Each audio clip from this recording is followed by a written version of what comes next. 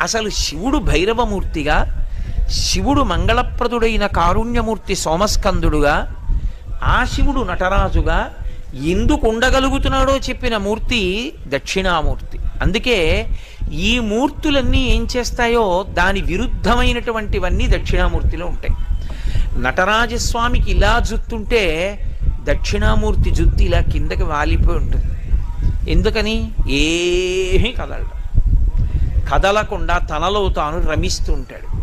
అందుకే జుత్తు కిందకి వాలిపోతుంది. పరమశాంతమూర్తి, ఎంత ప్రశాంతంగానో ఉంటాడు.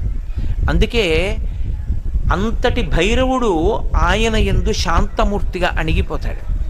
ఇంత వేగంగా కదిలే నటరాజస్వామి ఆయన యందు అణిగిపోతాడు. ఇంతటి కారుణ్యమూర్తి అయినటువంటి సోమస్కందమూర్తి ఆయన శాంతములో